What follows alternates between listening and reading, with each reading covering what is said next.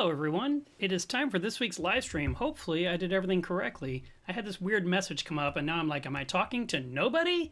But we'll see if any of you show up in the chat here in a moment. That always helps me have a clue what's happening. I wanted to also let you know that I offer a coral consultation. Oh, I'm so out of position. Okay, there's people here. So, Coral Magazine is a magazine that I'm the executive editor of, and I encourage you to subscribe and be readers of it. You can use that code to save a little bit of money. Let me jump back a slide. Rogers Reef Food is a sponsor of this channel. Now let me jump forward a couple of slides. I offer one-on-one consultations where I can help you with your aquarium. You can just email me at sales@mealisreef.com. It doesn't matter where you are in the world. If you need help and you want someone to just answer your questions, I am your guy. So, hello everyone. Look, I'm wearing my sorry I'm late shirt because I knew I'd be late today, and I am. It's 2:12 on Saturday Central Time. I normally like to start at 2:08 because I can't start at 2. But, and I was building my list and trying to make sure I had all my facts together. So, first of all, I wanted to tell you, reef tank update. I've been working on the aquariums, including that one behind me there. So, let me scoot this camera over just a little bit. Is it going to be this direction? Oh, it is. Okay, good. And you'll see the little tank looks better this week than it did last week.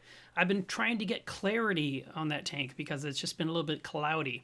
The other tank, I rearranged the corals a little bit, but from that distance, you can't see anything. Let me see if I can give you a peek over my shoulder here.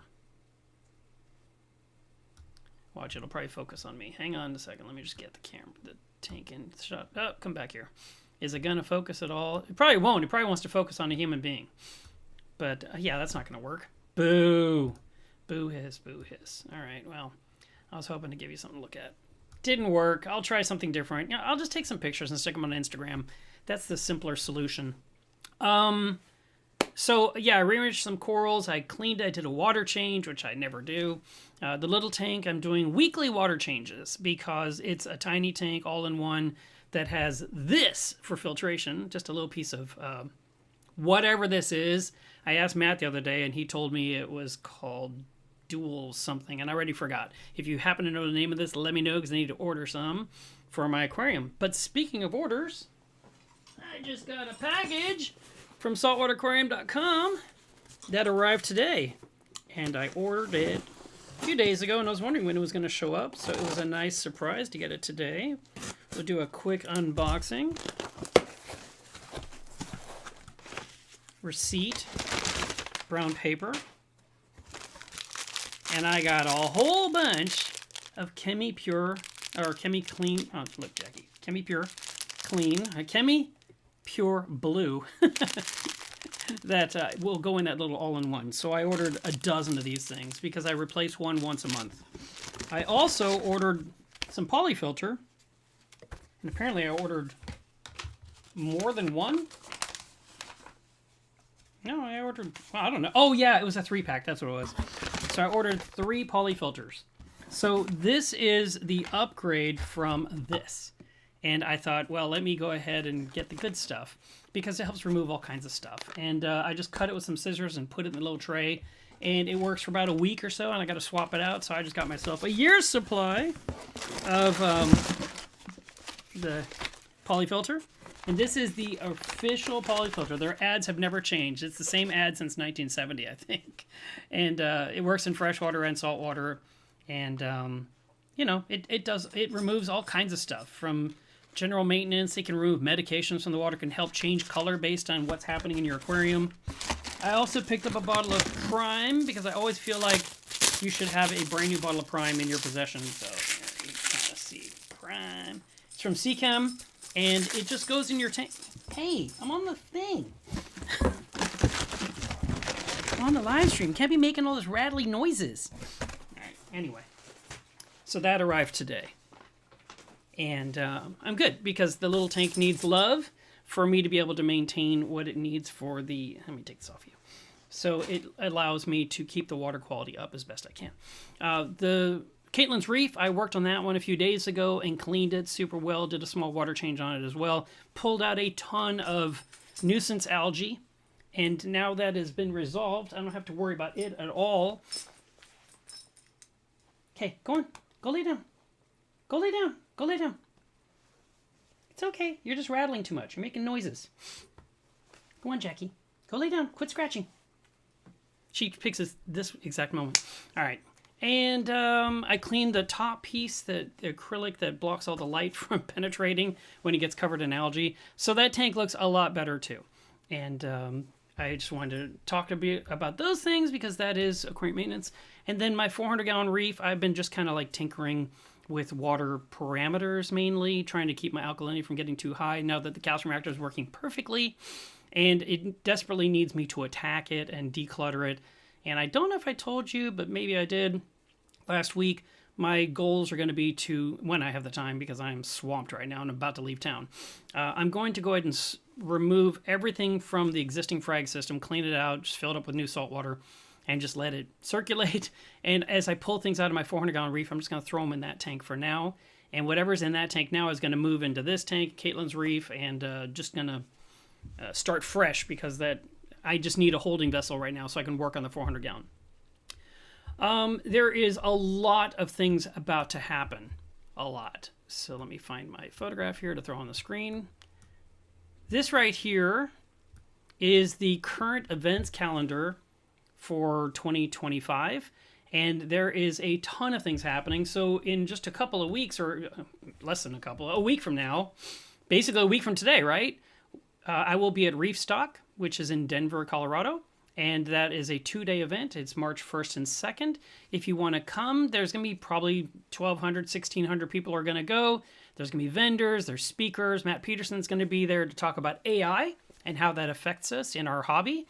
I will be talking about coral planting and how to know when you're ready to get to the next step. You know, how you're able to know when you've done a good job with this type of coral and it's time to try something a little more tricky. So that presentation will be a new one.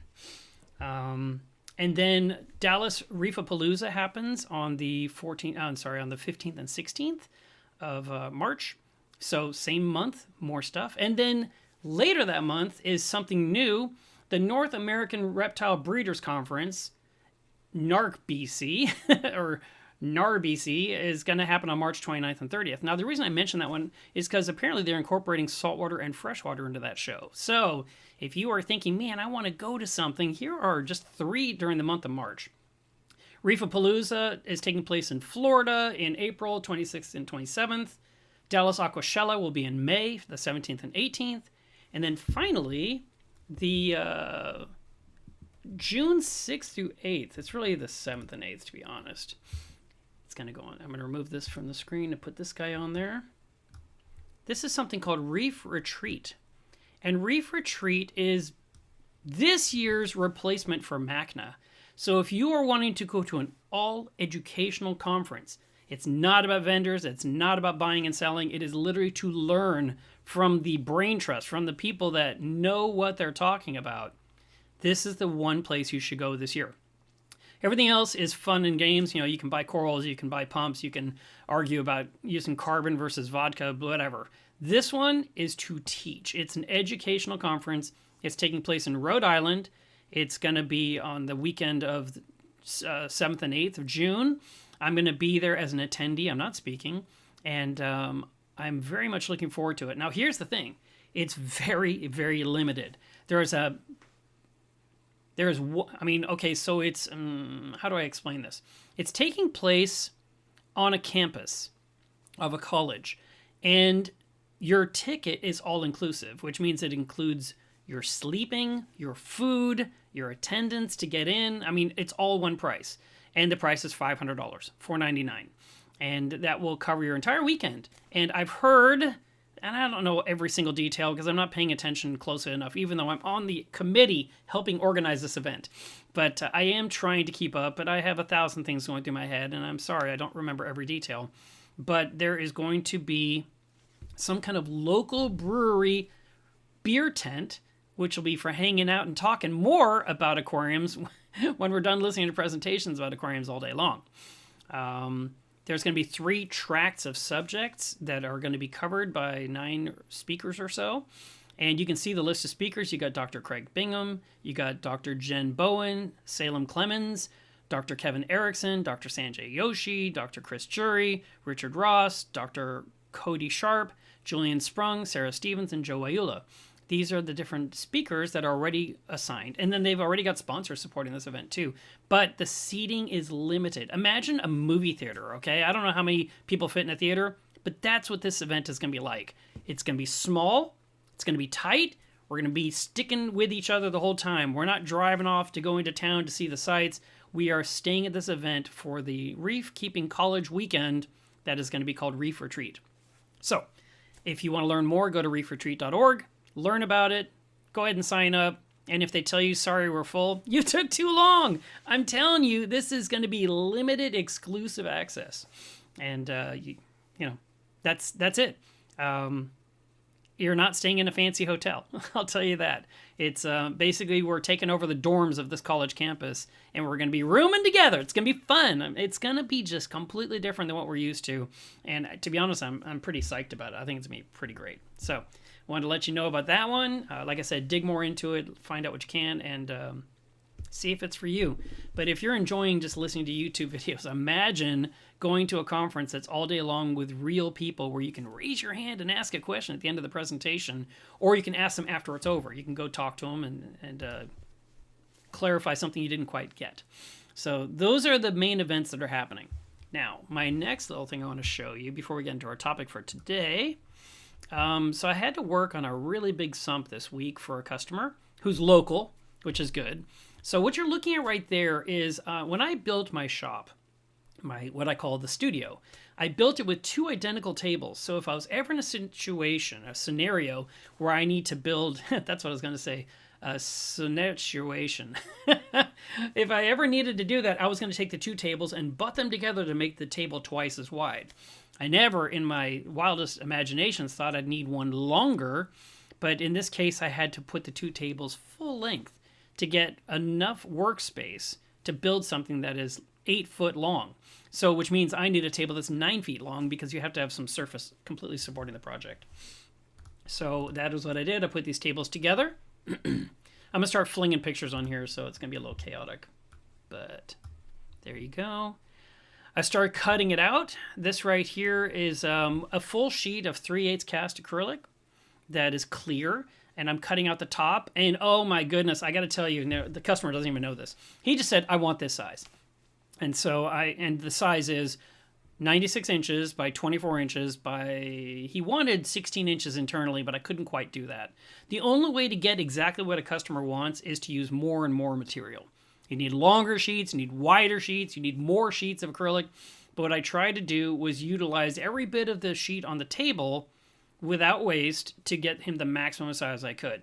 So what he's actually getting is basically 95 3/4 long by 23.5 wide. And so let me explain why. That piece you're looking at right there on the left, that one is just around 24 inches wide.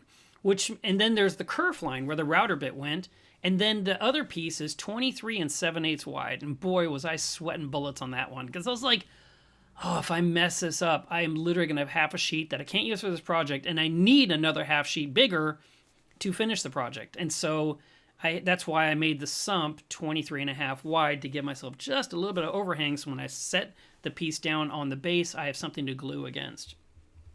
And mathematically, it worked. I was very happy about that. So here we are. This is the top piece all cut out. And you can get kind of a sense of scale there. That opening is almost 8 feet tall. That is my area where I sell my products. And you can see, tape measure for sense of scale, or you could, just imagine it's 8 feet tall. Okay, that's it. If your house is normal like mine, your ceilings are 8 feet tall. That's how tall this sump is. It's up to the ceiling. And that top piece has 3 holes for bulkheads going in. It's got 8 holes for different dosing additives. And it's got a cross brace because acrylic needs to be braced properly to be nice and strong. Then I laid my first piece down on the table, on the double table. Look at that thing. That's crazy. So, yeah, I haven't built a sump 8 foot long in a long time. And I did. I worked on it for days. So here's another picture of the progress. Let's see. That one you saw from a different angle. You don't need to see that. Jack was watching me. I'll put that here. So in this picture, you can see that Jack is keeping an eye on me. I've got my popcorn. I'm starting to remove the paper backing from the edges where I'm going to glue it together. I've got my wooden 90-degree angle blocks. I use Vortex, what do you call it, magnets that were not, did not match the quality. I actually asked Ecotech a long time ago, hey, do you have any more of those magnets, And so we got a whole pile of rejected ones. Like, I want them all. And so they sent me like 16 of those. And I used them to hold the acrylic to the wooden block, which you'll see here in a moment. Here is, let me get this one off the screen. Hang on. Too many things on my screen as usual. Yeah, there we go. I couldn't get rid of it. So this one right here is where I'm building the baffle system in the middle of the wall. And my baffles are always 9 inches tall. They, what you're looking at is 23 inches, obviously. I say obviously, it's not obvious. You've got the pieces that are going to be the span of the sump, which is actually 22 3/4 wide. And then, you put your outer wall, your back wall, and you put your front wall, and it gets you up to 23.5 inches wide. And then I'm putting a 2-inch gap between the baffles, because when you use a large sump, whenever you make a big sump, you don't want tight baffles. You want baffles that are wider apart, and you want them to be clean and smooth, and you want the water to flow over the baffle, under the baffle, over the baffle. And if you do that, you have no microbubbles in the next zone, water flows through it, and the beauty of it is, with that 2-inch gap between the baffles, you could set your heaters in there, and the water will be flowing over the heaters to the next zone. It means every drop of water moving through the baffles is crossing over the heaters. The heaters are going to be the most efficient. They're not sitting in the corner of the sump. They're not glued to a back wall of the sump. They're not under the protein skimmer, under a stand where they're kind of cocooned. No, they are in an area of what you could consider, well, definitely steady flow. I was going to say high flow, but the flow through your sump should never be high, but your flow should be continuous, and having the heaters in that exact spot is ideal. And so that's what I do. And then here's another picture of 3 baffles in a row now. And I try to make sure that everything's evenly spaced. I make sure everything's on a 90. I use those wooden blocks with the magnets to hold the first piece in place. And then as it all comes together, and I'm using the pins method, of course, to glue it all together. Then, now we've got one side all glued together. Basically, you've got your baffles in the middle, and you're thinking, well, this sump is very boring. No, it's exactly what the customer wanted. He wanted something huge for his 700-gallon aquarium. So what I'm doing here is I'm prepping the other side adjacent to the piece that's already glued, and I'm peeling the paper away where the baffles are going to sit. And then I have to flip the entire project over to set it on top of the new sheet that is there on the left where the M&Ms are. And if you aren't working with M&Ms, you're making a big mistake. This is why the shirt is so tight, by the way. I gotta lose weight. Okay, so here's the sump coming together. It is now fully glued. You can see the magnets are holding the blocks against the panels to keep them nice and square. I have a little bit of overhang on the edges of the sump, which will be routed off to give me a nice clean corner. And it's a process of adding things and waiting, adding things and waiting. You can't just hurry up and spin this along. This project right here of just gluing 1, 2, 3, 4, 5, 6, 7 pieces of acrylic together was all day long. There's nothing quick about it. Then I thought, well, let me go ahead and just take a look and make sure that the top piece is wide enough. Because it's so terrifying. The last thing you want to do is put it on there and then take your project and set it on top of your top piece and find out that the top piece overhangs it or that it's not the right size. I mean, I do all the measurements, but at the same time, things go wrong. And it could be I did something wrong. It could be, obviously it's me. I'm building. So the question is, what did I do wrong? And how can I fix it to make it work? But no, I did it correctly. The top piece overhung perfectly. I was like, all right, we're good. So now that I've tested that out, I can go ahead and put it on the bottom, and then set the sump on top of it and start gluing it in place. So that is what's happening here. I use wooden shims as needed to put the right amount of pressure underneath the piece I'm gluing against so that the gap is equally the same width all the way down the full length of the sump. And there's a lot of sanding involved here that I didn't mention that I do before I glue the top and bottom piece on. And then I brought in my bottom piece and I said, oh my goodness, is this going to fit on there? Is it wide enough? Because it's only 23 7/8. I'm like, this is going to be really, really close. And it worked. It was fine. I was like, okay. So now that I know it's the right size, it's time to flip the project over again, which I did. And so now it is sitting on the bottom piece. And my top piece is already glued on. It's all part of it. And you can see now there's one big compartment, and then there's another big compartment. And then here's another angle. This is from the end view. And this is exactly how the customer wanted it to be. Now, if you look in here, you'll see that there's a recessed edge in there. I'm going to make polycarbonate lids for that today. And I'm going to notch out a couple of holes for two pieces of equipment that will stand up taller than the height of the sump. And they will poke up through the polycarbonate lid. But the lids are being added to reduce evaporation because it's a 700-gallon system. And that is basically, let's see what else we got here.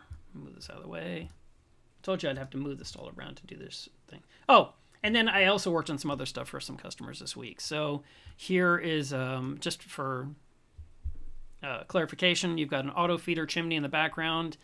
You've got a thing standing out of the Milo's Reef sticker. That is a triple Vortec holder, holds the Vortec drivers. And then you've got in the foreground these two little cradles. They're called the Vortec cradles that I make for the MP60s. So those all shipped out yesterday, as well as some more peacemakers. I make a lot of peacemakers. People love them. And these right here that you're looking at, there's 3 in a row. You've got these 2 in the front are for the rimless aquarium, and this allows the customer to hang it on the tank and put the fish in there and observe it and feed it and love on it. And then the one in the background there is one that spans the top of the tank and sits on the Euro bracing. That one's 26 inches long. And that's going on a brand new aquarium a customer just recently got from Glass Cages. And then there's also a top-down photo box. That one there, I'm sorry, it's a smartphone floater. So you can actually set your iPhone directly or your Android directly in there, no reflections, and take pictures of your reef from above and see how everything looks because the bottom is clear. And I make those with legs so that they never get scratched on the bottom side so it doesn't ruin your view. If you're just wanting to use it as a floating box to look in your tank and kill Aptasia, you definitely can, but it's mainly made for photography. So those are the things that I did this week. And now let's jump back to where we were.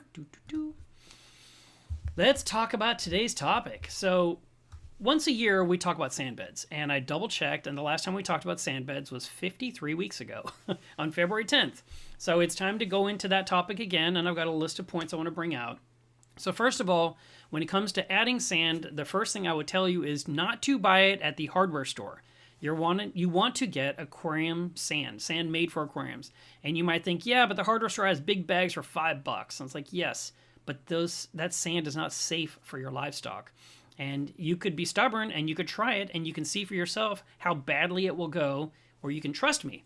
Now, another choice you could do if you happen to be near the ocean, you could get yourself a few buckets of beach sand as long as no one yells at you for doing it.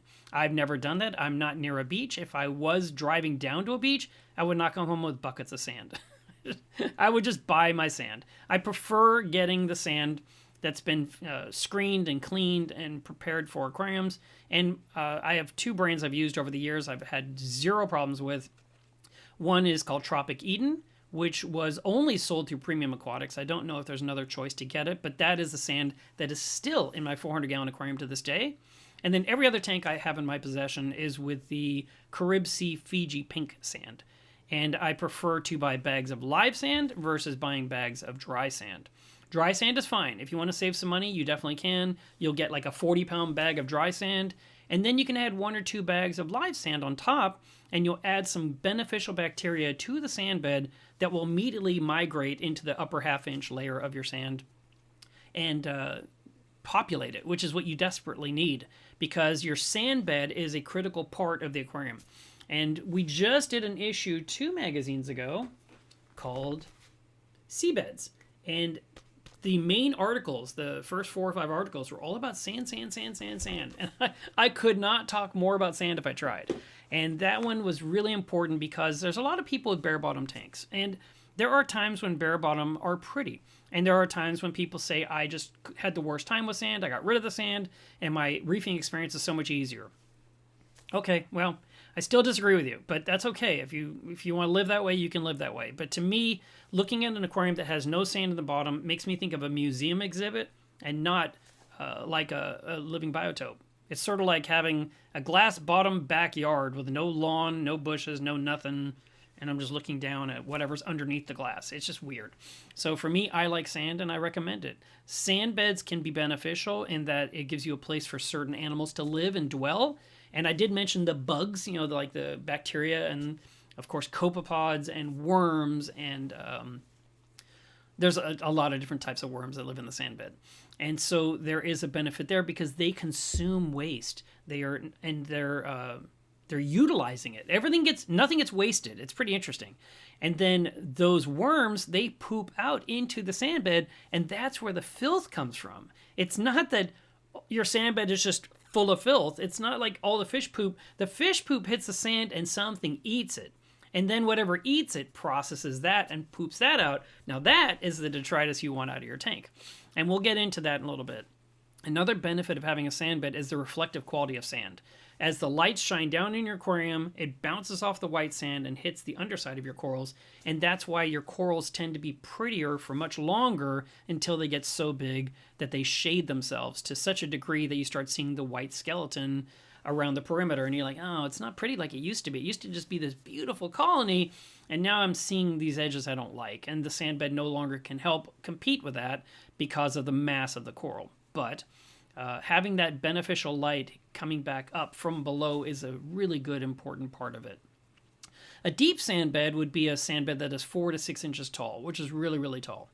And some people may not like that, but you could get creative with your woodwork to actually hide most of it and just show like an inch or so, and that way no one actually knows that your tank has 6 inches of sand. The benefit of having a deep sand bed was to denitrify the water. My tank needs a much deeper sand bed if it's ever going to do that, because I'm always dealing with nitrate in my system. It's because I'm running about 3 to 4 inches, and I haven't added new sand to my tank in forever. We're going to talk about adding sand here in a moment as well. But for now, I just want to talk about sand itself, where you buy it, and the 2 different types, dry and live. And also, I want to talk about live because a lot of people think it's a scam, it's a myth, it's a ripoff. It's not. There is stuff in there that is dormant because the bag is oxygen free. And once you open the bag and oxygen gets in and you add water with oxygen, H2O, then you end up with this stuff that's dormant coming to life, just like brine shrimp eggs. You have a coffee can sealed, filled with brine shrimp eggs. And, it took me a while to grasp this myself. I kept thinking, that's so weird. I have a can, I open it with a can opener, I take a scoop out and I put it in some salty water and I add an air stone, and I get brine shrimp from dry eggs. It's weird, right? But those eggs hatch, and the things that come out, they have a yolk sac connected. It's a whole process, right? I'm not going to get into that. But the point is, it was sealed in a can. There is no chance of life in the can. And the can's good for like years. It's not like, oh, there's an expiration date of 30 days because everything in the can's going to die. No. You buy a can of brine shrimp eggs from Brine Shrimp Direct or one of those companies, San Francisco Bay, you might have a 10-year timestamp on the bottom of that can or something, right? And that just means after it's expired, you're going to get less brine shrimp hatching, right? You're not going to get 90% success. You're going to get 80 or 70% because they're so darn old. But the live sand that you buy from Carib Sea, that has the dormant stuff in it, the dormant bacteria. You've added the oxygen, and now it's coming to life. And if you were looking at your brand new tank with your brand new sand and your brand new saltwater and nothing else, in about 2 or 3 days, you're going to see life all over the glass. You're going to see these little tiny, they look like snowflakes all over the glass. And they're a type of non-swimming jellyfish that came from the live sand. And you take your cleaning mag and you go and you erase it all, and then 20 minutes later it's covered with them again. It's really neat, but they go away. They die off. They get consumed. I don't know what happens to them, but they're a brief moment of proof that live sand is really live, because all you do is pour in a bag of sand and suddenly you have creatures in your aquarium. There's no way to like grow them into something big and huge. You can't like feed the crap out of them. It's just a thing. I'm just letting you know about it because I've seen it happen in multiple tanks, so it's not a lie. And I always recommend some live sand in the aquarium. When I set up my 400 gallon, I don't remember the exact numbers, but I used a lot of dry sand. Let's just pretend I used 40 bags of dry sand. And then I used 12 what looked like trays, like from the deli counter, like you might have pork chops in it, that was filled with live sand. You peeled off the plastic and you poured that into the tank. And now I had live sand all over my dry sand. And that was that. All right. Now, how to add the sand to your aquarium. There's two choices of thought, and there's a couple other things, but the main thought is put sand in first or put rock in first and then add sand. The reason being that they say to put the rock in first is because that you've got the rock sitting on the glass, the bottom of the aquarium, it has nowhere to go, and you add sand around it, then what you've done is you have made sure that the rock stays stable and the sand is filling in. If you were to put a 4-inch blanket of sand in your aquarium and then set the rocks on top, as things dig, like wrasses and cucumbers and even nacerious snails, it could cause the rocks to shift in the sand and drop lower and lose their, what we call, that perfect stack, and all of a sudden your rockscape is shifting. So instead, people like to just put theirs directly on the glass. Others prefer to put something on the bottom first, like egg crate, and then put the rock on the egg crate and then add the sand. But I don't like the egg crate problem because every one of those little squares is like the perfect spot you'll never get cleaned out, even with a gravel vac. All you're going to do is hit the egg crate. It's not going to go deep enough. And you're going to have all these pockets of dirt that's going to be with you forever. You could put a sheet of acrylic down there to... the reason they're putting anything on the bottom is because they're worried about these rocks sitting on the aquarium as pressure points, and that it could cause the glass to fail. Another choice that was used a long time ago is to use something called starboard, which all that means is cutting board material. HDPE plastic. The problem is it's super duper floaty.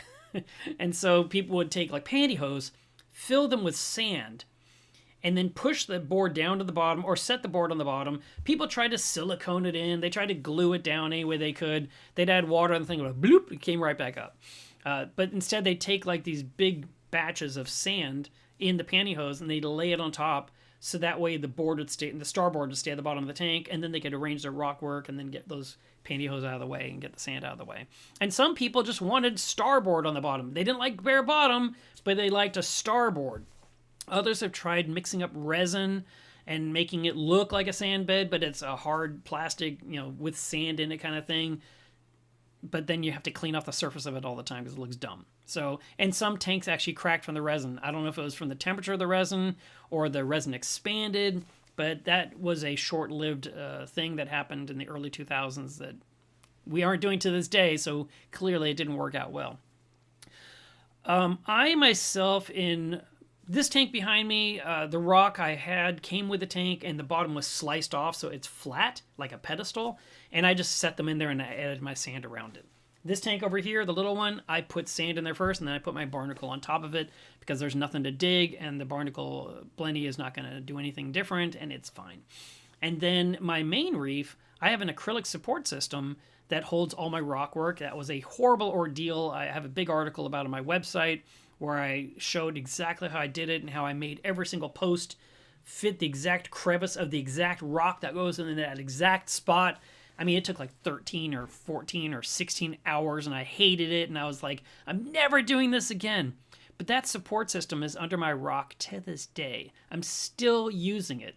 It's over 10 years old. It's almost 15 years old because it was in my first tank too, before the tank leaked, and I used it. So anyway, it's been there a long time, and my rock work never, ever shifts. So I am able to I put in all the acrylic supports, I put in all the rock. Now the rock is floating this far off the bottom, and I poured in all my sand, and then I added my water to cover everything up until I had a tank full of stuff, and then I started planting corals on it. If you wanted to make an acrylic support system, you're going to have to get creative. It's a thing. There's different ways of doing this. I mean, you could also, if you wanted, you could take acrylic rod or some kind of other plastic rod, some kind of, what's it called?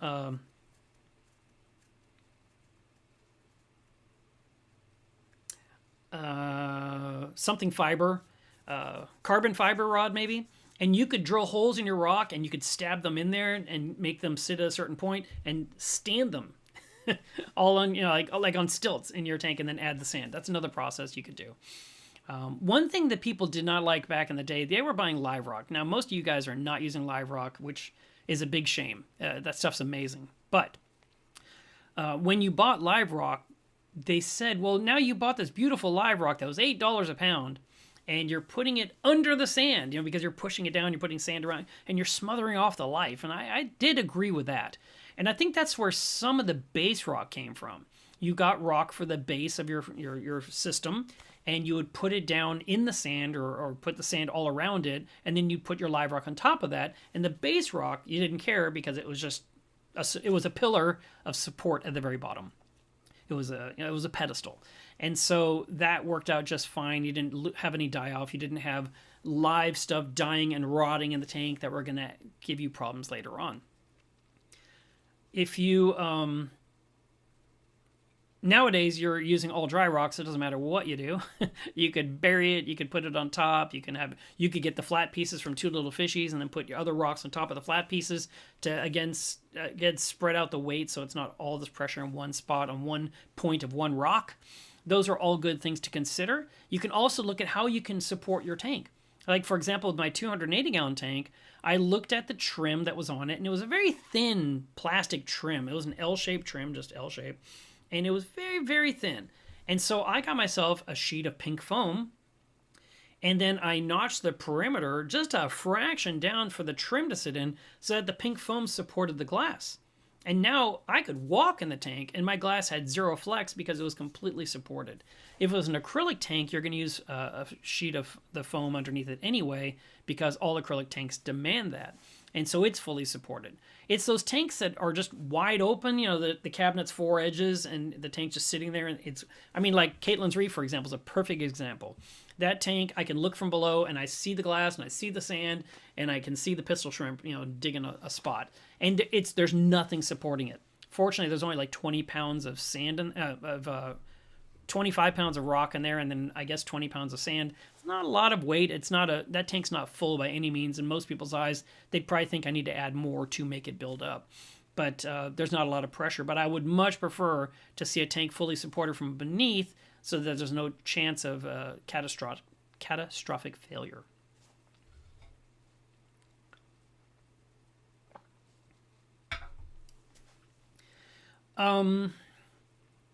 When you're buying aquarium sand, it's clean. You shouldn't need to rinse it out or anything. You can just add it directly to the aquarium. And then if the tank gets a little cloudy, you're going to capture that flotsam with filter socks, with fleece rollers, with a protein skimmer. All these things will help to reduce it. And I'll tell you this, it's a truism. It's really neat. If you were to take a tank that's cloudy and you put in a bunch of live rock, in 12 hours the tank is clear. It's amazing. It's totally true. But if you take the same cloudy tank and you put a bunch of dry rock in there, you still have a cloudy tank days later. Craziest thing ever. So that's why the filtration is so needed to remove all that dust. The size of the grains of sand is also important. You have to determine what would be best for your flow in your aquarium. What animals are you using? If you're using, for example, crushed coral, big chips, it's essentially going to be clean. You could rinse that out first before you add it to the tank. I think it's actually recommended on the bag to always rinse out crushed coral to get all that dust out of there. But your wrasses will not do well in crushed coral. It will hurt their skin as they try to dive in. I mean, they're going to do what they do because that's their nature, but they want softer sugar size sand, the sugar fine. If you have big, sharp skeleton type pieces of stone down there, it's just going to hurt them, scratch them, and damage them. So it's not good for them. It's not good for a lot, and it traps a ton of waste. Crushed coral is the worst choice for a reef aquarium, and I lived through that period too. When my 29-gallon was set up, I put in crushed coral because that's what I did as a kid with my dad, and I could not believe how much waste would come out with a gravel vac. I would vacuum it and drain the water down halfway, fill the tank up again, gravel vac some more, and brown sludge is coming out. And I couldn't get all of it. I can only get the edges around the rock. I couldn't go under the rock. It was unbelievable how much waste was trapped in crushed coral. And when I had my carpets replaced in my house and I had to move the aquarium out of the way, I took the aquarium down, cleaned it out, got rid of the crushed coral, put sand in there, put the tank back on the new carpet, and I was happy. And the tank did so much better after that. But there are different sizes of sand. There's oolitic, which is crazy fine dots. I mean, it's so small. I think at that point you're measuring it in microns, not in millimeters. The stuff I'm using in my tank is called Reef Flake, and the one from Tropic Eden, and that's 3 to 5 millimeters in size. It's nice and sturdy as a sand. It's still fine that it looks like sand. You don't think, oh, look at those orbs. That's not what you're thinking. You're just looking at little grains of sand, but it's big enough that my flow doesn't move it. And that's important because when you're adding all your power heads, so you can have LPS and SPS corals, you're going to want to have good flow. And if you have very thin or very fine sand, the flow will blow the sand and leave a giant gaping hole in your aquascape. And you're like, and you push the sand back, and the next day the flow blows it out again. And you're just doing this every single time you look at the tank, you're having to fix it. It's very annoying. So having the right grade of sand would be ideal. There's a friend of mine, his name is Chris. He's over on Instagram, and he just set up a huge tank, and he has much too much flow in his tank. That was his goal. He wanted to have like 1 billion gallons per hour in there, and he's like, it's going to be amazing. And so he discovered that his sand was leaving craters of blankness, and I was like, yeah. And I ended up sending him a couple of bags of Reborn, the calcium reactor media, the same stuff I used in my refugium, just to fill in those spots. All the rest is sand, which is fine for the livestock, but where he's got a troublesome spot, he put in the larger grade coral rubble, so it's a filler, and it's kind of an interesting look to the tank. It doesn't hurt the look, it doesn't spoil it or anything by any means, but if you're looking for a consistent sand bed, yeah, it's no longer that. You've got sand here and here, and you got rubble here and on the other side of the tank as well, because it's peninsula style. But it's a solution to a problem. Do not ever rinse live sand, because you're going to rinse away all the good bacteria. So that stuff goes in directly like it should be. And what you really want to do is, as you're setting up your tank and you're putting the sand in, you would have the water, you'd have virtually no water in the tank, or zero. Like it's just a dry tank and you've added the sand. And then you add some water to maybe an inch over the sand bed, and then you add the live sand on top, so the live sand stays in water. You want to do that.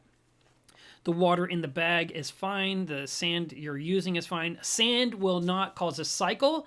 Adding sand to a reef tank that's already running will not cause a cycle.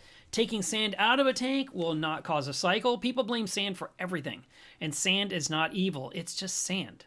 And sand can be reused. It can be washed out and used again over and over and over, unless there's a big black foul area that smells like sulfur. If you come across some patch of sand like that you just dispose of entirely. You don't save any of it. Let's say you have a big tank and there's a corner of it that's just black, vile, sulfuric, evil. You're thinking, oh, what's coming out of that? Yes, dispose of all that. All the rest of the sand, perfectly innocent, can be rinsed out and used, and it's going to save you some money. But the black stuff you get rid of. You should always give anything you're going to put in your tank, give it the smell test, and if it smells clean, if it smells salty like the ocean, it's going to be safe to use in most cases when it comes to sand and rock. Now,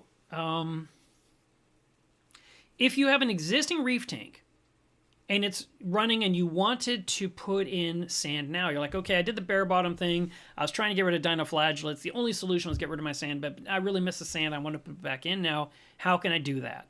You don't need to remove all your stuff. You can actually add the sand back into the tank. So here's the process. It's really simple. You buy your bags of sand. And at this point, I would be using live sand only. Okay? That's me. I would just buy bag after bag of live sand. And if your tank has no sand at all, you're just going to turn off all the flow in the tank. You're going to take the bags that you bought from the fish store and you're going to wipe them down so they're nice and clean. There's nothing on the outside of the packaging. You're going to cut a slice in the top with a razor blade so that it's open, but you don't want to tear it open yet. You just want to put the slice. And then you take the bag and you are going to hold your hand over the top and invert it in the tank and lower it all the way down to the bottom. And then take your hand away and the sand will start pouring out of that slit. Another choice is to put the bag in the tank and take a handheld razor blade and do a slice that way. Whatever is easiest for you. And then you lift the bag up, but as you're lifting, sand is going to pour out into a mound. And because of the way this is working, you're basically dealing with the area inside the bag has a vacuum. So you're kind of shaking it and it's not really draining out and you're trying to pull in the plastic to make the sand pour out. That's just, it's okay. That's all right. Just work on it till you get all the sand and you have this mound in your tank. And then with your fingers, you can push the sand left and right and move it toward the back of the tank, grab your next bag and do the next and the next until you've got your sand bed all in the tank. And that's it. Turn on the flow again, turn on the filtration, and let it work its magic. If you have a tank that has sand in it, like mine, my 400 gallon, but needs more, now that one's different because in that scenario, I'm not going to add multiple bags of sand to my tank. I'm going to add one bag of sand to one area of my tank. And the reason being is because remember I told you at the beginning of this live stream, the first half inch of your sand bed is where the life is. If you have a 4-inch sand bed and the top, so here, here's 4 inches and then here's your half inch of life. All this down here, it's anoxic. There's nothing going on down there except denitrification. That half inch is where all the critters are. That's where the bugs and the worms and the pods and all the good things are. So if you were to add a bag of sand on top of that half inch of life, you would smother it and kill it. We don't want to kill it. So instead, you're going to do the same thing. You lower the bag in the tank with all the flow turned off, and you slice the bag open, and you let it make a mound, and then you would spread it out. But we only want to increase the half inch a half inch higher, okay? And the reason we're doing that is we're trying to let the critters in that half inch migrate up to the upper half inch and not smother them. If you were to add 2 or 3 inches of sand on top of an existing sand bed because it's low, you're actually killing off that area because the critters aren't going to crawl fast enough. It's just a thing. I'm just giving you the heads up. I'm not the scientist. I'm not the marine biologist. I just know what happens. I'm just letting you know. So the best approach, if you said, well, Mark, I want 2 more inches of sand. I don't want half an inch. It's a half inch this week. And then in a week, you add another half inch. And another week, you add another half inch. And then finally, after 4 weeks, 1 month, you got your 2 inches of sand added to the tank, and all of your benthic stuff in the sand bed has migrated to the top. It's perfect. It all works out, and everything's happy. And your tank didn't skip a beat. So just be aware of that. And then, as you're working the tank, also, the area between the glass and the sand, like right there in front of that tank and in front of this tank, both of those tanks, you'll notice they're not dirty in the front. And that's because yesterday I took a credit card and I went through that edge and I cleaned it back and forth until there was nothing growing on the glass, which normally kind of looks to me like cyanobacteria. That right there, that reddish stuff, I just scrape it away and it will not hurt your tank. So don't fear cleaning your sand bed. You can definitely clean the perimeter of your tank where the sand touches the glass. That's not going to cause any kind of chaos. And then the sand itself, as it becomes mature and over time, it's going to need some more and more aggressive cleaning. My 400 gallons is a perfect example. My tank is 10 and a half years old, and I need to go in there and vacuum the crap out of it, but I can't because I have giant colonies in my way and I can't get to it. So when I do a reef reset and I take out huge colonies and then I plant back things the size of a fist, I suddenly can see all my sand bed. Or while the colonies are out of the way entirely and I'm just down to my rock work, I can go ahead and clean all the sand I want, but I don't do it all in the same day. I will work my way a section at a time through the tank. So I might do the front, and then the next day I'll do the back, and then the third day I'll do the side, and then the fourth day I'll do my little horseshoe shapes that are the core of the reef. And then after those 5 days, now I've got a cleaned up sand bed that will be good for another 4 or 5 years again before I have to do it all over again.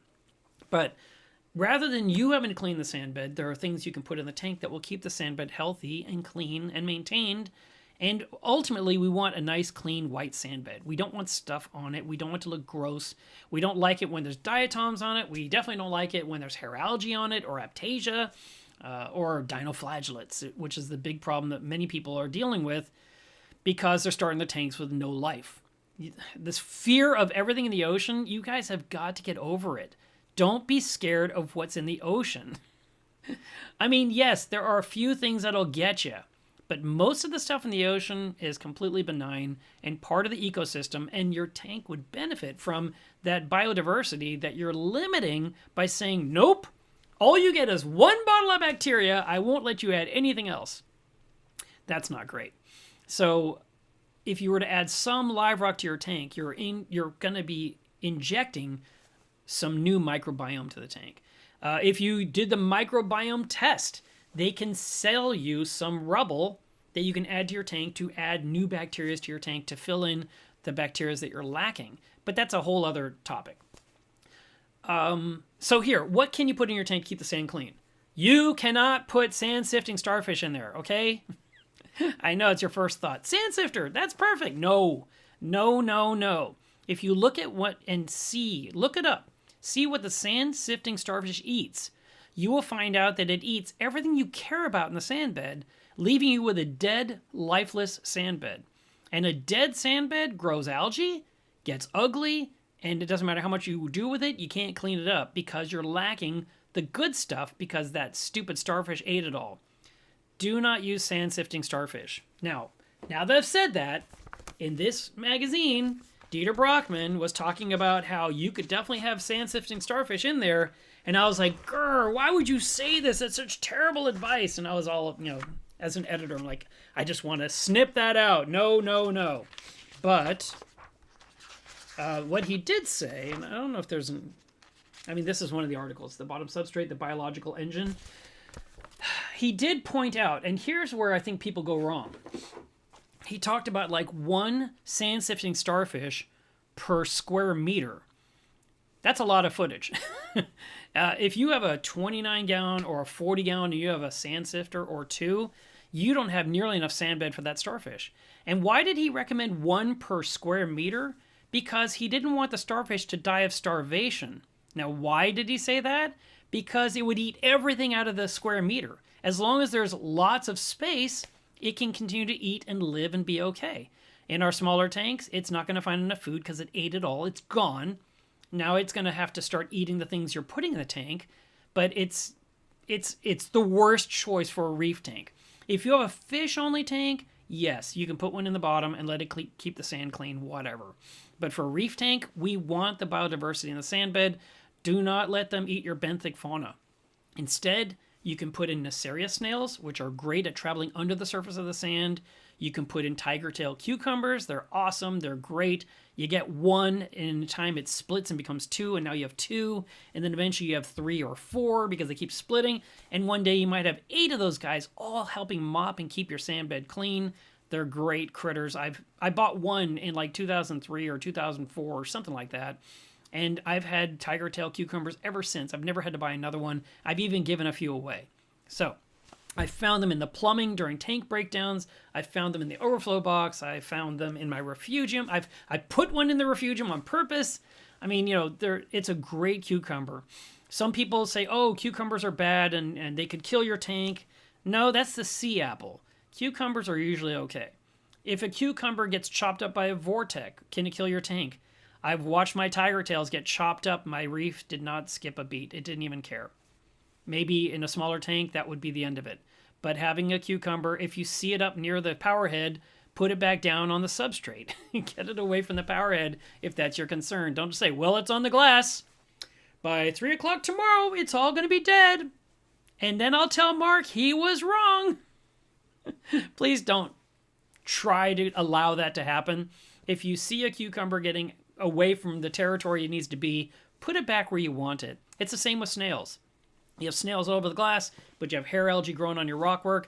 Take the snails off the glass and put them on the algae so they'll eat the algae. That is the logical choice when you're dealing with the cleanup crew, is to encourage them to work on the areas you're concerned with.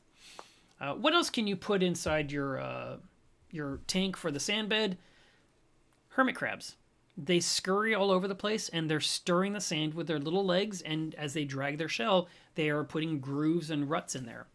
If you have ornamental shrimp, they are going to be picking at the sand bed and finding things to snack on. They're going to be running around with their little legs, and they're going to be leaving indentations and depressions in the sand. Sand conchs are another thing that are great. There's the tiger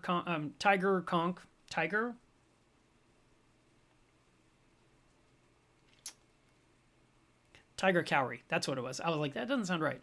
The tiger cowrie is a big, huge one, but there's the money cowries. They're small. They travel across the sand. Some snails will travel across the sand, but the Nacerius snail is your best one for getting into the sand bed.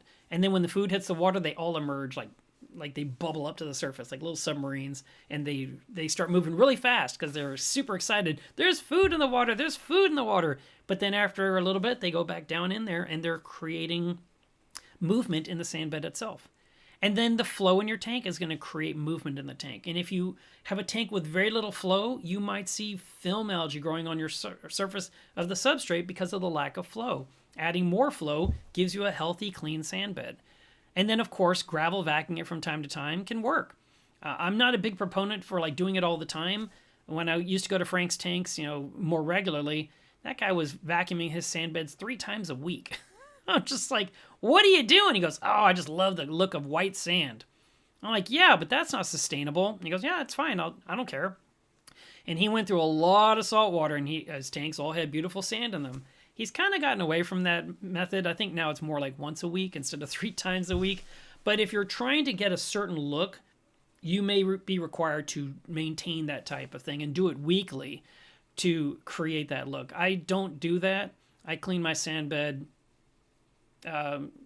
Like that tank behind me, I've vacuumed it twice in the last year. Caitlin's Reef, because I was dealing with dinoflagellates, and even then I was avoiding water changes for a long time. But I had the dinoflagellates in that tank for 9 or 10 months. It was from February to like November. It was ridiculous. And again, I just vacuum it occasionally. I don't see the need to do it every single time.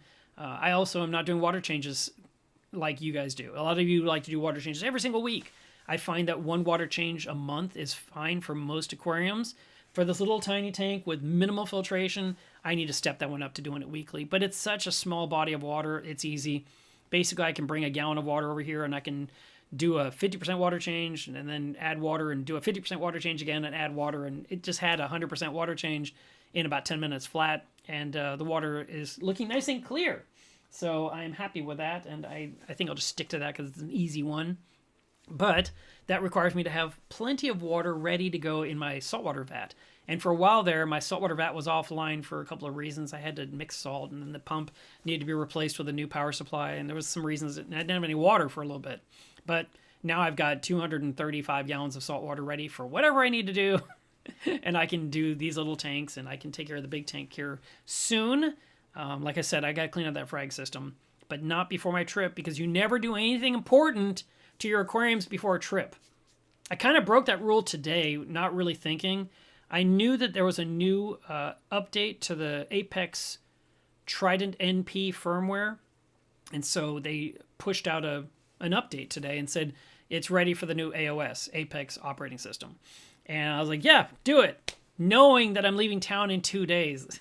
I'm just thinking, oh, that was a bad choice, Mark. I mean, normally these updates come out, I don't care because I'm here. And I just do it, and whatever happens, happens. And if I need help, I call for help. But the update went fine. No surprises. Hopefully no surprises while I'm away. Because this week I'm heading to New York to move that 200-gallon aquarium I told you guys about last week. Or 2 weeks ago. So, what else? Okay, let's say you have a tank and you have sand in there and you can't stand it. And you said, I just want to get the sand out. I wanted to bring that up today as well in this topic because it is part of the sand bed topic. If you have a tank that has been running for a while and you want to remove the sand bed, remove 25% per week. And the reason we're doing that is we don't want to shock your system. It's not that the tank's going to cycle, but you're going to rip away so much biological filtration, that biological engine I was talking about from the article, that you will stress out everything. So instead, you take out 25%, and the next week you take out another 25%, third week, fourth week, and now your tank has no sand at all, and you have that bare bottom tank you want so badly. That's fine. Just do it gradually, just like when you're trying to remove phosphates from your tank. Instead of just trying to do one and done and get rid of it all in one day, you could do it in 2 or 3 days and lower the phosphates down a little bit each time, and it's less of a shock on your system. for the livestock, and that would be the smart approach. For your tank to continue to have a good, healthy sand bed, I mentioned circulation, I mentioned the cleanup crew, but the last part of the equation is proper filtration. So as long as you're doing something to filter the water, whether it's filter socks or fleece rollers or just relying on a protein skimmer, these things are helping remove the waste.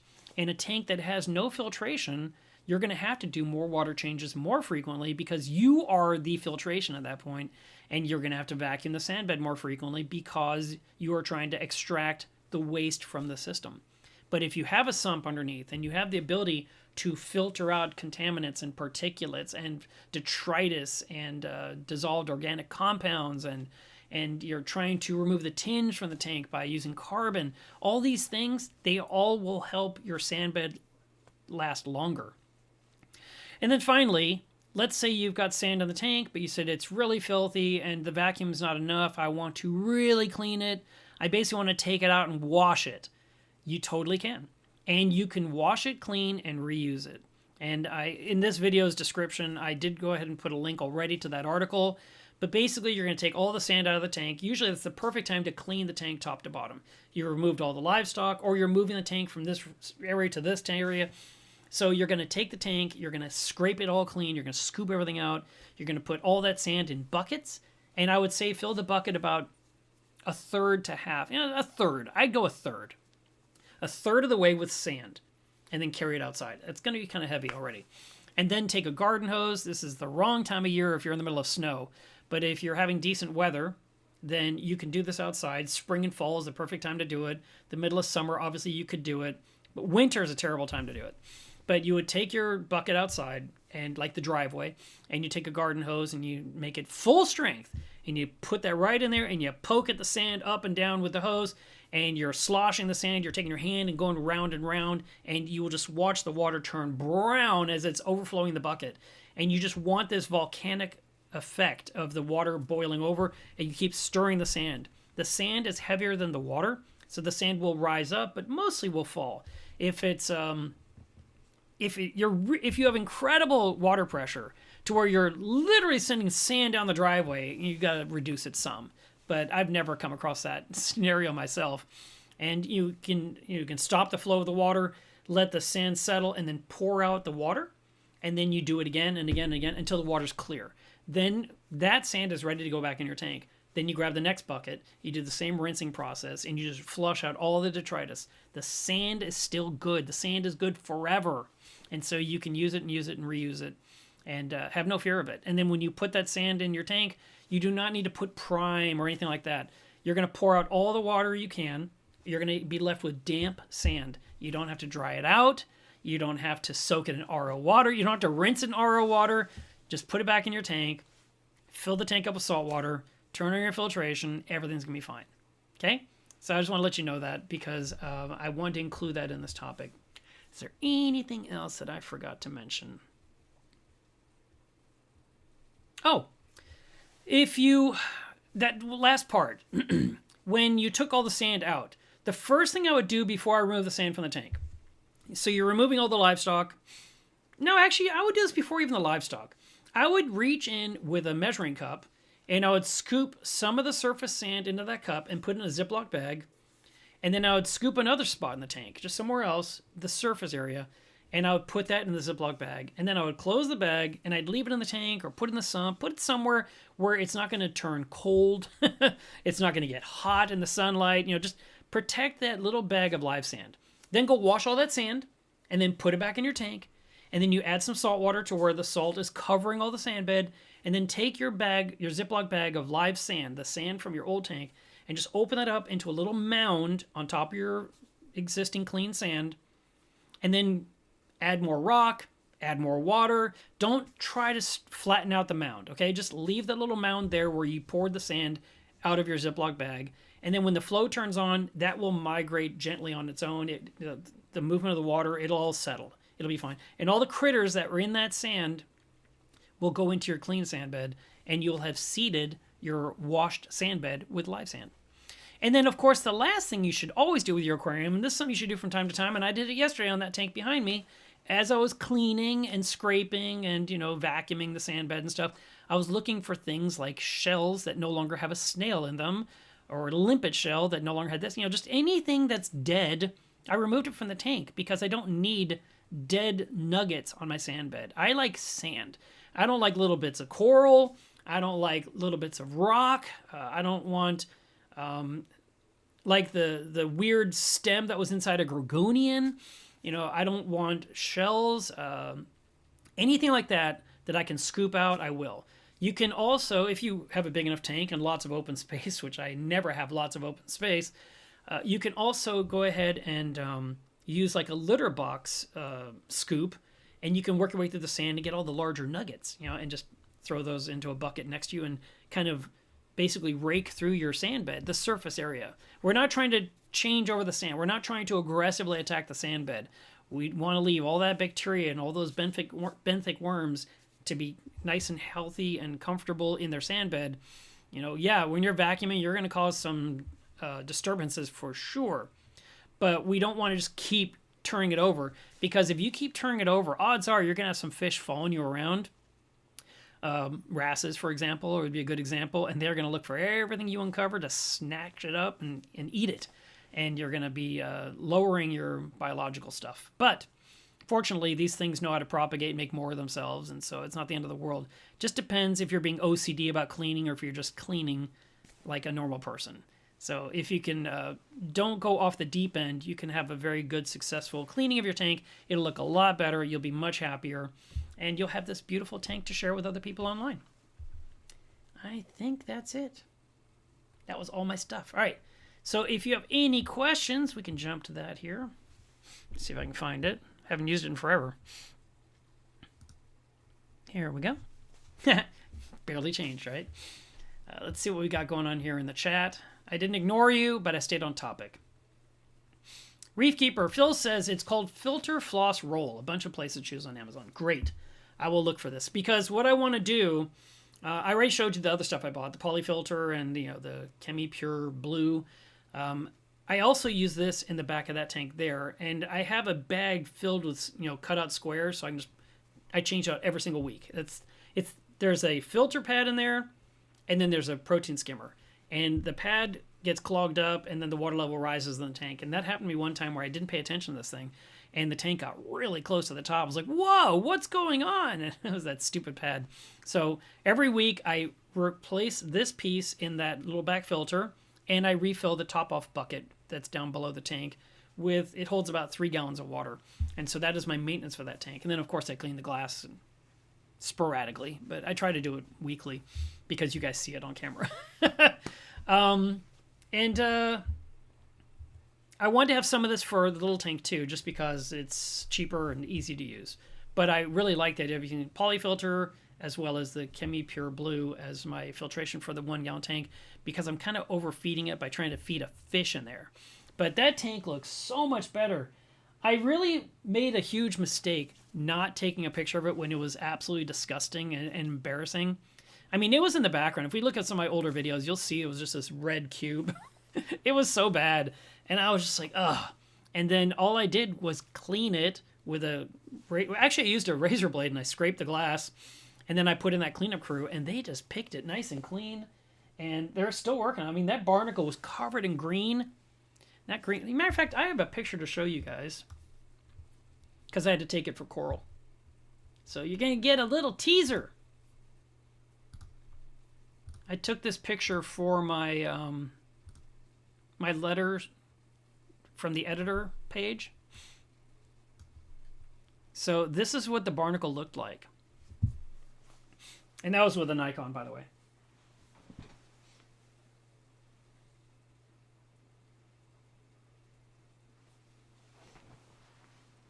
And I just took a picture real quick of the tank now to show you, because I know you can't see it. Matter of fact, I'll take a picture of the other tank too. Here, we'll shrink this down and we'll stick it over here. And here is what that tank looks like right now.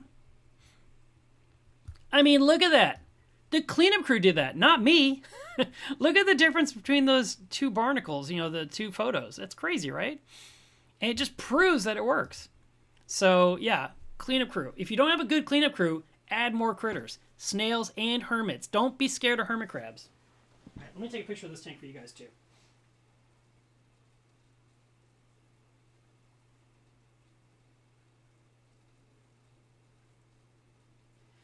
Okay, so this tank isn't perfect by any means, but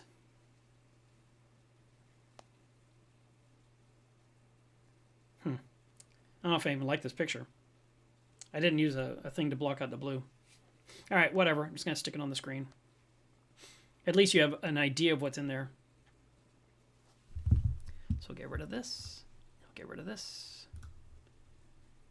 Put this guy on here. So you see I've got some rock anemones in there. I got some weird type of green algae that's been growing on the surface. It's almost like a cyano, but it's clumpy. It'd probably be easier to just scoop those pieces out than to keep trying to gravel vac them out. I had a really bad hair algae problem. I plucked a whole bunch out yesterday, and there's still some strands in there. There's some daisy polyps in there, and there's a Fiji yellow leather coral that is just starting to open up. It usually opens up later in the day. There's a couple blastos that have remained. And there's one royal grama somewhere hiding in there. So as I told you, I've got 3 clownfish that are going to go in this tank soon. And you'll see them. And I'll probably add a small orangish bubble tip anemone too. Because that'll be pretty. But anyway, that's what's hiding in the corner over here. Let me see if I can shrink it down like this and put it around there. There's that tank, y'all. I should just do the show like that every week. All right, let's see what else is going on in this chat. Okay. Thanks, Andrea, for putting those links in the chat. I appreciate it.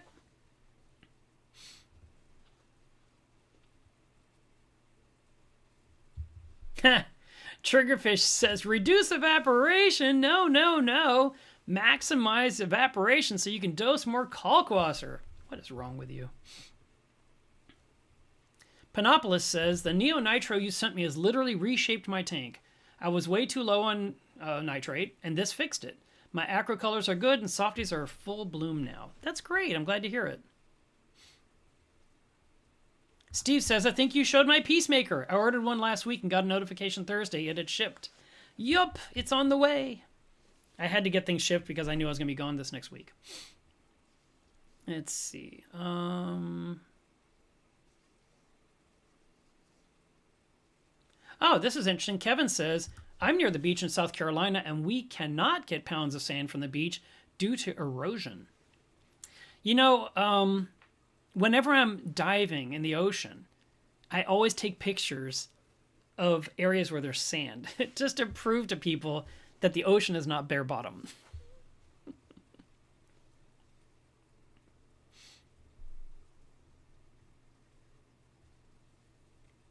I'm glad, Steve.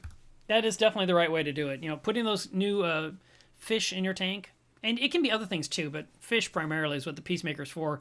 Putting them in the tank where they have a chance to, you know, see their neighbor and not be attacked is ideal.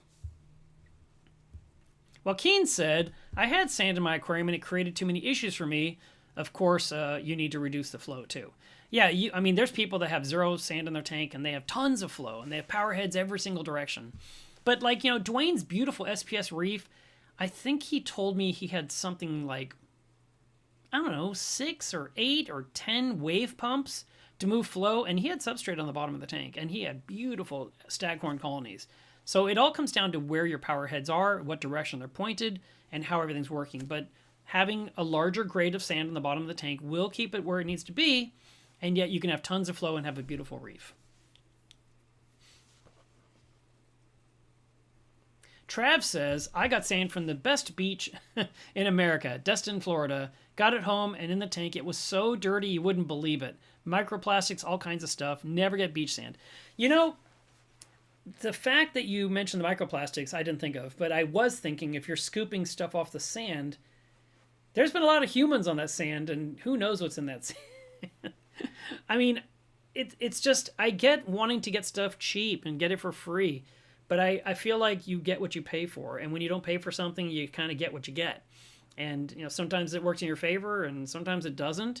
It's just, there's a question mark behind getting sand from the ocean. You know, you don't know what's been there, what's been spilled there, what's gone wrong there, what's died there. You don't know. You just see a patch of sand, like, oh my God, this stuff looks great. You're in the sunlight. You're like, I love this. I want this in my aquarium. And then you bring it home and you put it in and you're like, oh. So, yeah. That's why I don't go down to Galveston to go get myself free sand and drive 9 hours each way, which, with all that fuel, was it really free? It's not a bargain. Let's see. Joaquin says, going bare bottom changed my coral growth and health too. Maybe I'll go back to sand and try it again in my new aquarium, but I don't know yet. That's okay. I mean, your tank is not my tank. That's the best part. I don't have to look at your tank. Of course, you could share it in Club Milo's Reef on Facebook. I'd love to see it. I'm just giving you a hard time. Panopolis says, does it not depend on how long the local fish store has been holding that bag of sand? Nope. Live sand is dormant. It does not matter. I even asked Carib Sea when we were doing our article about all the different substrates. They wrote us a beautiful article, by the way. Let me find it. Instead of holding up a magazine, give me a second. That was issue number 21.6. Because I discovered we have a thing here in Coral Magazine that I wasn't even aware of. 21.6.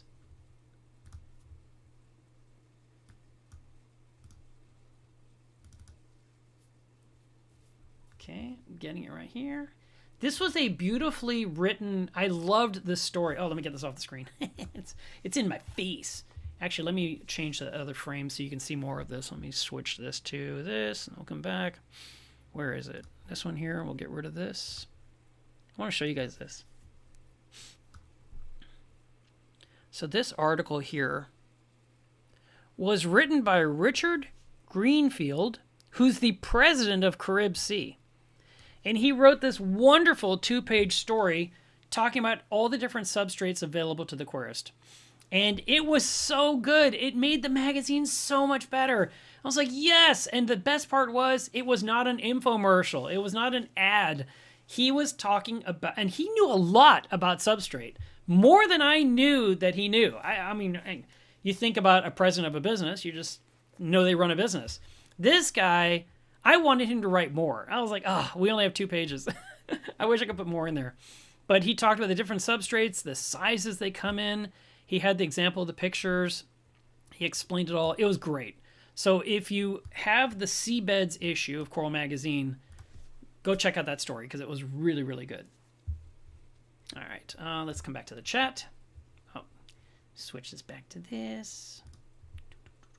But no, the date doesn't matter. It's just going to be not as viable. So if you had a date that says this live sand is good through 2027 and you open it in 2028, is it a bunch of dead sand? It's just not going to be as viable as it would be if you'd opened it by 2027. That's all.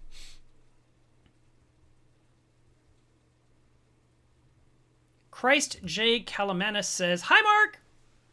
He said it really loud from wherever he is. Zach mentions that he uses some kind of a brand of filter floss made by In Tank. It's their own private label, and he says he loves it and it's awesome. So if you guys are, matter of fact, that plastic on the top that hides my filtration right there, that was made by the company In Tank as well.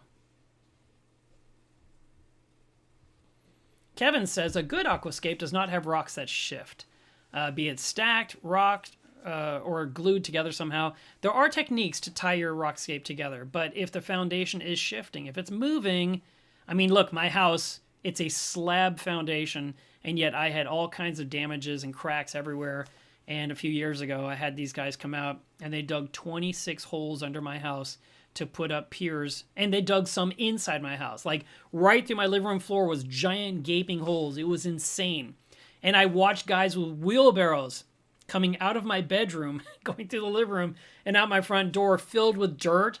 And I was like, I've never seen a wheelbarrow in my house ever. This is the first time. This is insane. And these were not cute wheelbarrows. These were full-size, like I'm going to haul around bags of concrete wheelbarrows. I was like, wow. And there was a lot of dust, and I was protecting my reef tank from all that construction. And then finally they fixed what they had to fix, and then they filled it with what they filled it, and they poured more concrete, and they smoothed it out as best they could. And then I had to hire a tile guy to cover all their patches. So the foundation has to be solid. And if for some reason your rockscape is not staying stable, or it breaks, or you pull on it, or you lean on too hard, or the coral gets too heavy, things can happen. Phil says, I used crushed coral in my nano. Religious weekly water changes, but the water continues to look like mud every single time. It's amazing how much detritus traps in crushed coral.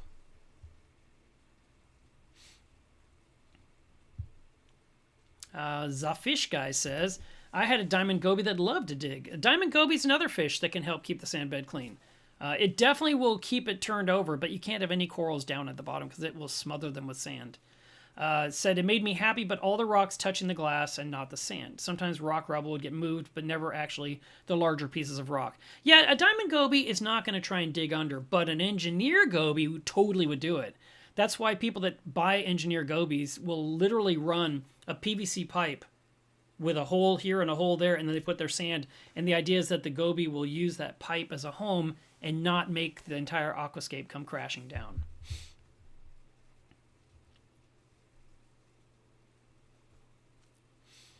No, Panopolis, it's not ruining it's not causing more problems.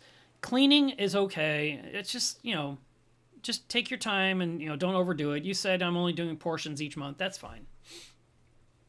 Alex says, can high alkalinity cause sand to calcify? No. I'm going to say no. I'm just going to blanket no. I'm going to say what is happening is the chemical reaction is making the sand turn hard in some cases. And if that were to happen to you, or if you're a listener and that's happened to you in the past, whatever has turned hard, just pull it out, break it off, peel it off the substrate and throw it away. Do not make the mistake of trying to break it up and bring it back to sand base and pour it back in your tank because it causes problems. I don't know why it does. I just know it does. I did that once myself. It's like, okay, whatever. I'll just smash it all back to normal and put it back in the tank. And that tank took months to recover. And I was like, man, that was so dumb. I could have just tossed that away and moved on my life and not had all these weird issues arising now that I can't explain. So the calcification, according to Chris Meckley, he thinks it's the baked baking soda. The soda ash is what's causing it. But I've been using baked baking soda for many, many years to keep my alkalinity up where it needs to be when my calcium reactor is lacking, when there's a temporary period that something's not right. And I've never had, ever, in my 400-gallon, had any sand turn hard. Not at all.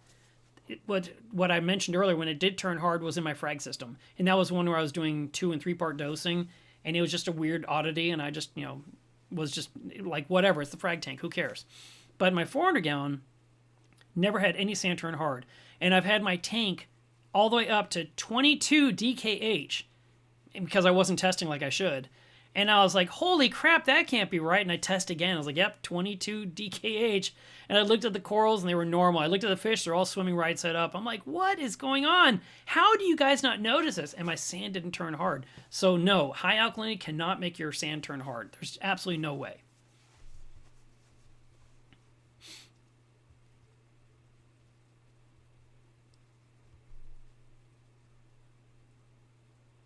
Steve says, I'm going to add a little Tampa Bay live sand to spike my sand bed, hoping that decreases the new tank syndrome. Yeah, you could do that. Also, Gulf Live Rock is sending bags of grunge rubble. There was Garf that used to sell their grunge. There's different companies that have their jars of things. But yeah, Tampa Bay Saltwater and Gulf Live Rock both would have things you can inoculate your system with to add some new biodiversity to the tank. Or you can get yourself a few pieces of live rock and add them and enjoy some of the really cool critters. So I'm looking at Caitlin's Reef. I put in that live rock 2 years ago. It came with some weird macroalgae that I let grow anyway. And it's been fine. I think I have a current picture I can show you guys of her tank that I took this last week. By the way, we were promised all this snow and it didn't happen. So here is Caitlin's tank. This is going to be a very blue picture.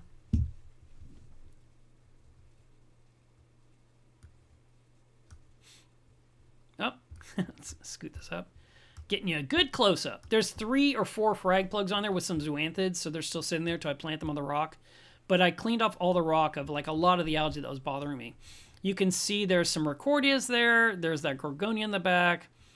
There's some red algae I like on the left, and there, not much more. But there are starfish in there.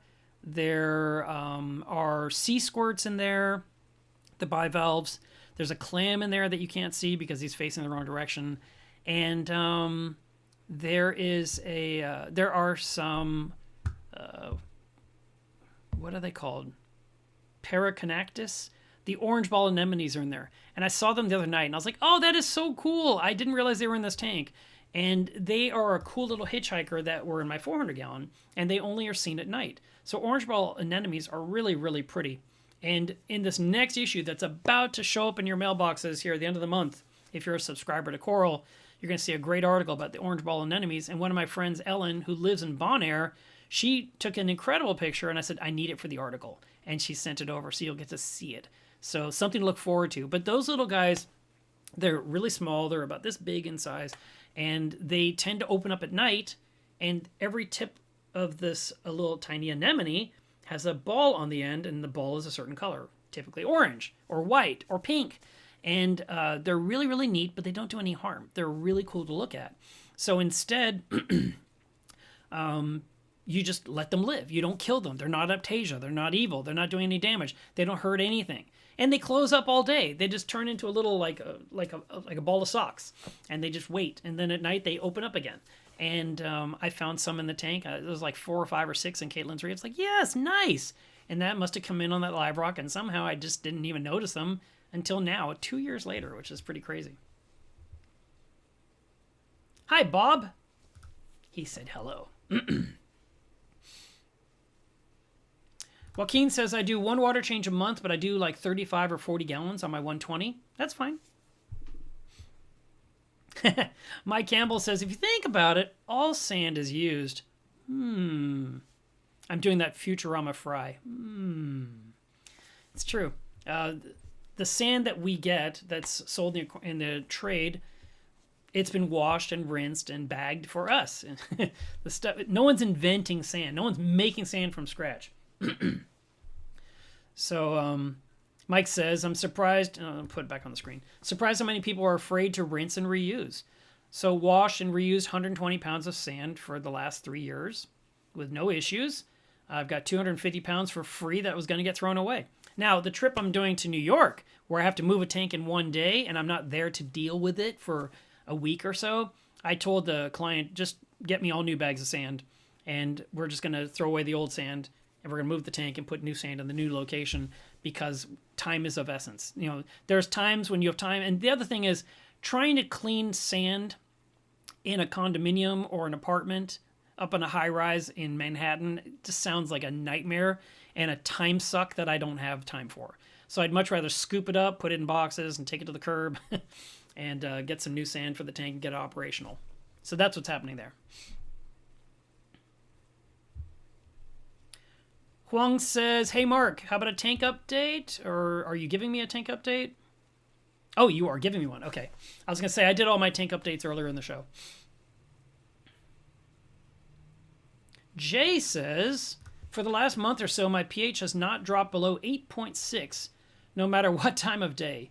Using 2-part, 40 milliliters per day for 5 years now. Should I switch from sodium carbonate, soda ash, to sodium bicarbonate?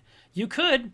There are some tanks that have high pH problems, and they need to use sodium bicarbonate to lower it, which has some effect. But what is your alkalinity? What is your calcium? What is your magnesium? And what is your salinity? Because all of those affect the pH. And then how old is that pH probe? When was it calibrated last? Is there any chance it's lying to you? So Huang says, the tank update was the hair algae is under control and also the Aptasia. And now I'm facing a hard red-green algae. Is it normal? It's just one thing after another in this hobby. A hard red or green algae could be different types of coralline algae, and that is hard. It scrapes off with a razor blade. That's a good thing. If it's growing on the glass, or it's growing on plastic, or it's growing on the overflow box, you can scrape it off, and those shards of coralline algae will spread and seed and plant and grow elsewhere. That tank behind me that I have hidden behind this photograph, it's been growing coralline. around like where the Nero 3 is and on the back overflow, and I scraped it all off so it continues to grow on the rockwork where I want it to grow. But usually the hard algae are okay. They're not if you're talking about a stubborn algae, like a brown one, that's a whole other thing. But red or green might be coralline and might be a good thing. Mike says, can you wash and reuse sand that's been in a bucket left outside? Yes, you can. I have had buckets of sand sitting on the side of my house. When I needed more sand, I grabbed a bucket and I lifted it, and the plastic was so brittle, the bucket just broke. I'm like, oh. So I poured that sand into a new bucket and did my washing procedure, and I used the sand. Why, thank you. Yep, I got this shirt when I was at Comic-Con. It matched me. It was perfect. It says, sorry I'm late. Let's see. You cannot travel fast when enemies are nearby. Stuff came up. I'm always late. Let's see. Michael says, is special grade sand bigger than Fiji Pink? Just double check. Almost everywhere where you buy sand, they will put in the product description the size of the grains. You do want to know the grain size. And a little bit larger, I just don't know for sure on special grade. It might have been on that Carib Sea thing that I put on the screen, but I already got rid of it. Let's see if I can find it really fast.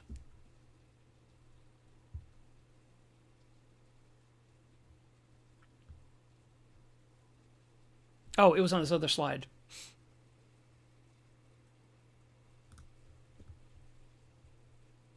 So, let's see what the captions say. So this one says, this is a graded aragonite, 1 to 2 millimeters. This is aragonite-based crushed coral, oolitic aragonite, substrate specifically blended for the Pacific Rim, calcite crushed coral. No, none of those say special blend, so unless it's somewhere in the text here. Sorry, I can't read this right now. Kind of doing a live stream. But no, just go look up the product and maybe you'll get your answer there. Sorry, can't answer that one specifically because I don't know by heart.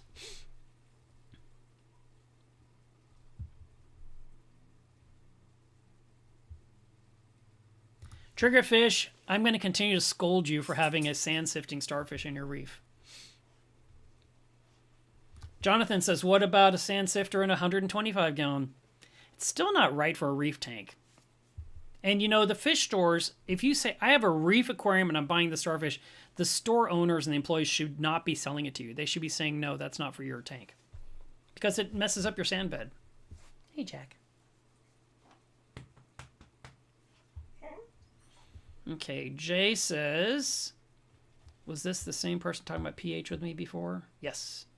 Jay says, I lost it again. Where did it go? Salinity's 1.026, calcium's 420, alkaline's 9.5. That's good. You didn't say magnesium, but all the other numbers look good. So I'm happy with all that. I don't know why your pH is that high.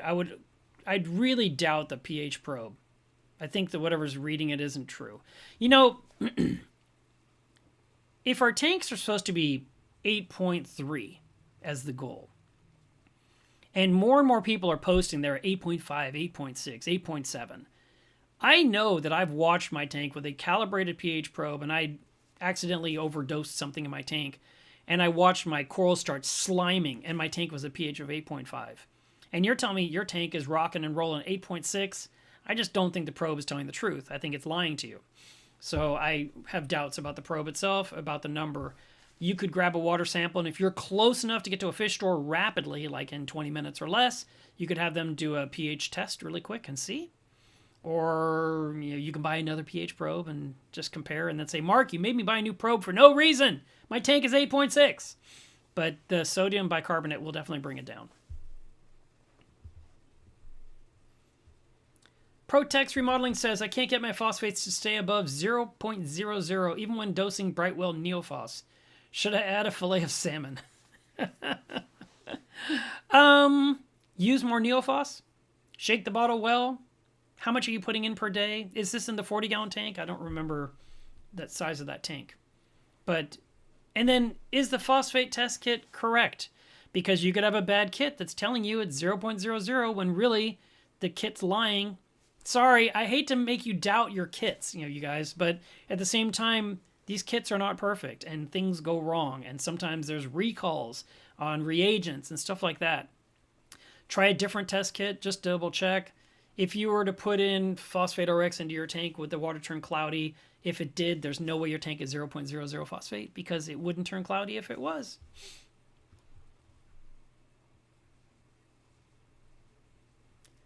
Reef Gaming says, I have a freshwater tank I used ICX in. It has blue stains. Can it be used for a reef tank? The blue stains, I thought that didn't come from ICX. I thought that came from using copper. And if the tank's ever had copper used in it, that freshwater tank, the silicone turns blue and it can't be used for a reef tank. Cannot be used for a reef tank. So I would basically say, if you're going to start a reef tank, get yourself a new aquarium. That would be my recommendation.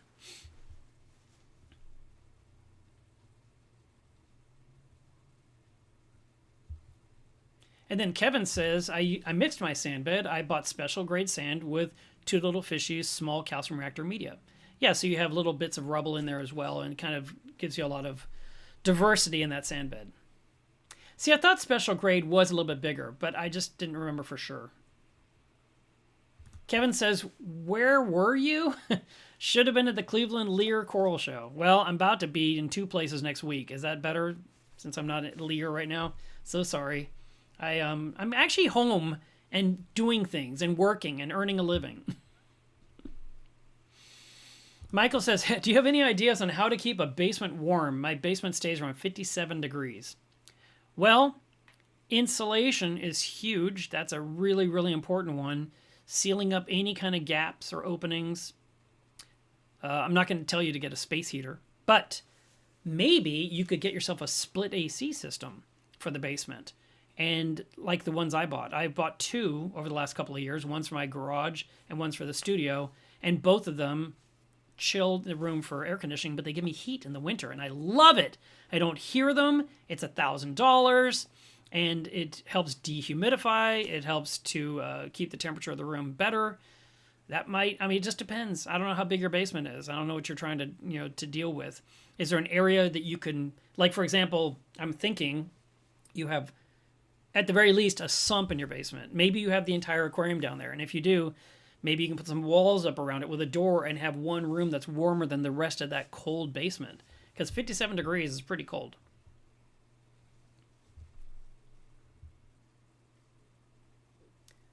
Nick says, any opinions on adding a small Picasso triggerfish to a 300-gallon reef aquarium with SPS corals?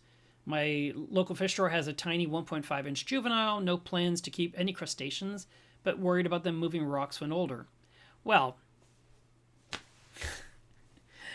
first you ask me if you can put a fish in your tank, and then you're worried about what it might do someday to some of your rocks. It might be a model citizen and never move a rock again, and you got to enjoy it for many, many years anyway. It's a really pretty fish, and as long as it's not hurting the corals, it's a nice addition. But, do your homework to verify its appetite. You already said you're thinking about crustaceans, ornamental shrimp being at risk, and you're not going to put those in, so that's okay. It may eat snails, it may eat hermit crabs, but you got to have a cleanup crew to keep your tank nice and pretty. So there is that. But just double check on the habits of that fish, and if everything sounds good, then yeah, go get yourself that beautiful fish. 70-gallon aquarium, 5 milliliters a day. Okay, I would say for now, for like the next week, I'd put in 10 milliliters a day, and then check again after 3 days or after 7 days and see if your phosphate level has risen. Just try doubling it up for now. Nice. Oh, by the way, if you guys are not aware, when you subscribe to Coral Magazine, not only do you get an actual magazine sent to you, you also get access to the digital edition, which is literally the PDF, basically, of the magazine, for the last 10 years. So you can look up all the other articles that have already been published over the last 10 years. 10 years times 6 issues, that's 60 magazines of archives that you can read in addition to the new stuff that's coming out every single 2 months, in a 1-year subscription. And then if you don't want to pay for a printed copy, Coral Magazine also offers a $20 a year digital-only edition. Now, when these magazines are printed, they come out every 2 months, and the next one that's coming out is the March-April, and it's basically going to arrive around March 1st. And that one, when everyone gets theirs, the persons that only have the digital copy, they have to wait another 30 days before the digital issue drops. And you get an email that tells you the digital copy is now available, and you can now read that on your screen. I much more prefer to hold a magazine in my hands and read it. I am not a big fan of reading things on screens because I do it all the time already. I'm reading things on my phone, I'm reading things on my computer screen here. And so for me to have a magazine or a book or a comic, they all make me happy. And so, yeah, I'm fine with print. I prefer it. But I do see the benefits, like if you're international and you don't want to wait for how long it takes to ship to you, you could get the digital copy of Coral Magazine, and you could get the great content we're putting out. You could get the education that we're trying to give you, and you're not affecting the environment whatsoever. It's all ones and zeros.